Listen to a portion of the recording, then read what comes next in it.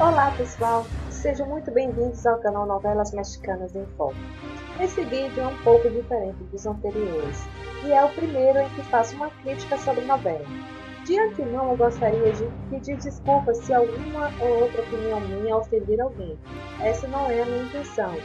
E eu quero deixar claro também que essa é uma crítica amadora. Isso é a minha opinião sobre uma novela.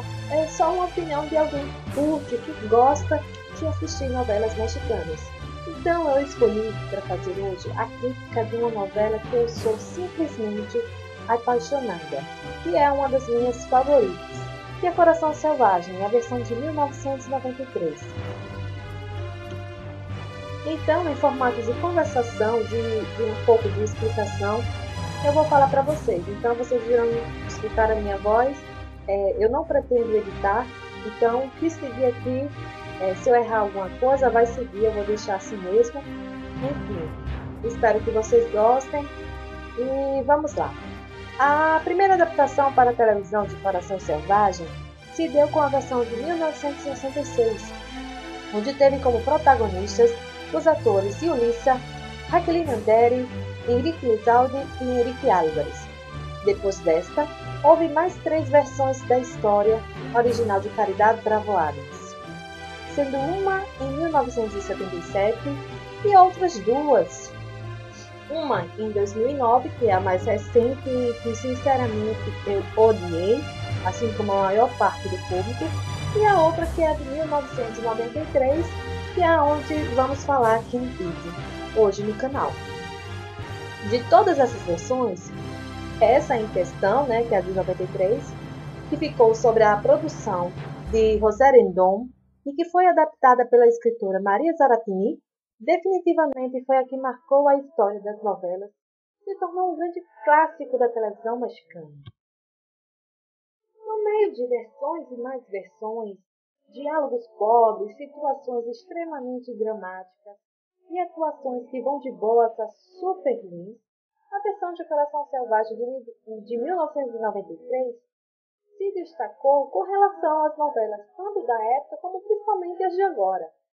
E isso se deve pelo fato de que a obra beira a perfeição. Isso graças aos esforços da produção que tiveram um cuidado todo especial. Para quem não conhece a novela, eu vou fazer um resumo. Eu não sou muito boa com resumos. Então, eu vou deixar um link aí embaixo na descrição de uma página onde tem falando mais ou menos, mais detalhadamente sobre a história. Então, resumidamente, a história ela gira em torno do Eduardo, né, do personagem do Eduardo, que é o Juan del Diablo. Juan ele é um pirata que acaba se apaixonando por Aimee. A Aimee acaba iludindo ele, mas que na verdade ela acaba se casando com o Andrés, que na verdade anteriormente era o prometido de Mônica, que é a irmã dela. Deu para entenderem? Eu não vou adentrar em detalhes sobre a história, porque acontecem muitas coisas no envolvimento desses quatro personagens. Então, se vocês quiserem saber mais, acessem aí embaixo, tá certo? O que é interessante você saber é o seguinte, que para evitar uma desgraça, Mônica, que é uma doce de personagem, uma doce pessoa, ela o quê? Acaba aceitando a chantagem, que foi uma chantagem inicialmente do Juan, e acaba se casando com ele.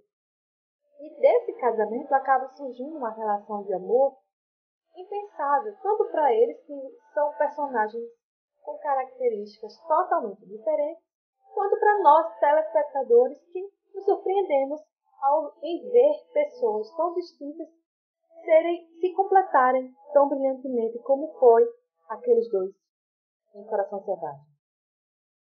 Eu considero 2 pontos que foram de fatores fundamentais para que a novela fosse um sucesso e que tivesse tantas críticas positivas. A principal dela, definitivamente, é a escolha dos atores para cada personagem. Então, todos eles, inclusive os secundários, estiveram perfeitos, certo? Então, o que se destacava também nesses personagens, além de cada personagem ter sido feito para aquele ator, era o quê? Era a naturalidade com que eles atuavam. É comum, eu não sei se vocês conhecem ou não novelas mexicanas, assistem, os atores utilizarem um ponto eletrônico. Então isso às vezes torna a cena um pouco meio forçada, dramática demais. E já em Coração Selvagem você não vê isso. Eles decoram realmente o texto. Eles passam aquela naturalidade que é importante para quem assiste, para aquele telespectador que está vendo e que quer sentir a história, não é verdade? Além disso, você via que aquelas falas não eram apenas falas de alguns segundos, não. Eles tinham diálogos. Eles eram diálogos realmente que você confiava naquilo ali. Estão me entendendo? Eu espero que sim. E, além disso, tem as interpretações individuais. O Eduardo foi simplesmente divino com o Juan. O Juan era um personagem que vive no imaginário de toda mulher que assiste novelas, principalmente novelas de época.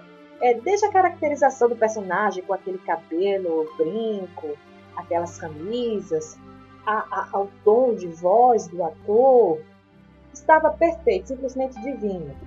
Assim também como a Edith Gonzalez, como a doce e meiga Mônica, né, que você acreditava naquilo. Era engraçado que a personagem ela tinha uma evolução. Ela começava ingênua, que meio retraída, aquela coisa mais tímida, e a partir do momento que ia crescendo o desenvolvimento dela, com o desenvolvimento do romance, né, dela com o Eduardo, ela acabava se desbrochando, então ela começou a ganhar mais confiança, ela foi realmente lutando por aquilo que ela acreditava, né? E a Ana Cochero, que é a que interpretou a Aimee, também foi simplesmente divina. Eu acho que é uma das vilãs que eu mais gosto de novelas mexicanas. Ela tinha uma sensualidade e ao mesmo tempo ela passava uma firmeza, alguma coisa assim, que você amava odiar aquela personagem. Pelo menos comigo foi assim. Então, enfim, todos os personagens, eles tinham um papel na trama e estavam perfeitamente bem caracterizados e atuados pelos seus respectivos atores. Cabe destacar também a química entre a Edith e o Eduardo. Era lindo ver todos os encontros que os personagens tinham. É engraçado que eles começaram um relacionamento do zero. Ele não foi aquele romance que assim, um personagem olha pro outro, já estão apaixonados um pelo outro. Não. Eles foram o quê? O relacionamento deles foi crescendo pouco a pouco, teve uma evolução, teve uma base. Então, isso foi muito interessante de se acompanhar na novela, né? E a Maria Zaratini, ela tem esse costume de colocar cenas um pouco mais, não digo nem sexual, mas um pouco mais de cenas sensuais. E quem assistiu a novela e viu as cenas de amor dos dois personagens sabe do que eu estou falando.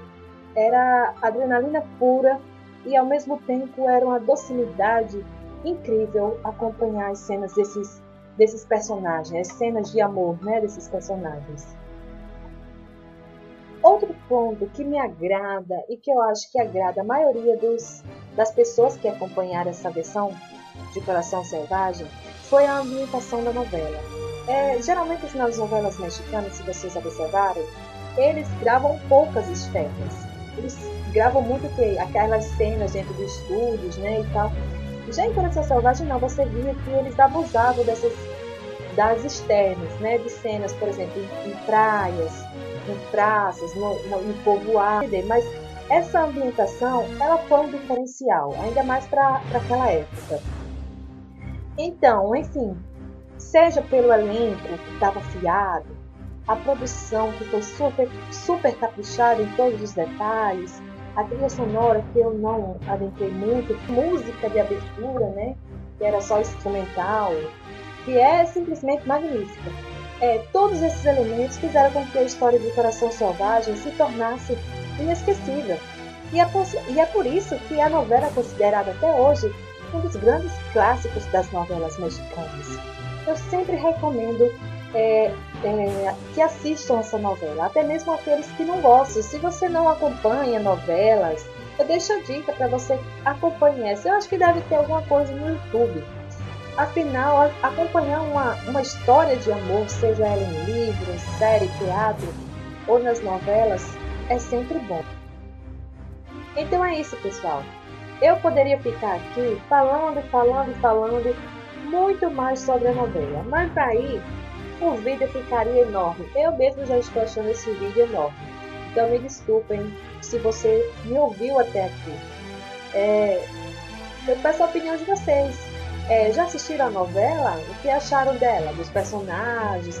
Concorda com alguma coisa do que eu disse ou discorda? Comente aí nos comentários, tá certo? Então vocês também peçam sugestão para falar uma novela que vocês gostariam que eu comentasse aqui, tá certo? Podem comentar aí embaixo. Então se você gostou do vídeo, curte, se inscreva no canal, ative as notificações, que é para você sempre receber uma notificaçãozinha no seu canal, na sua página do YouTube, que é para saber quando o vídeo foi adicionado no canal. Então é isso, me desculpem qualquer coisa e nos vemos até a próxima.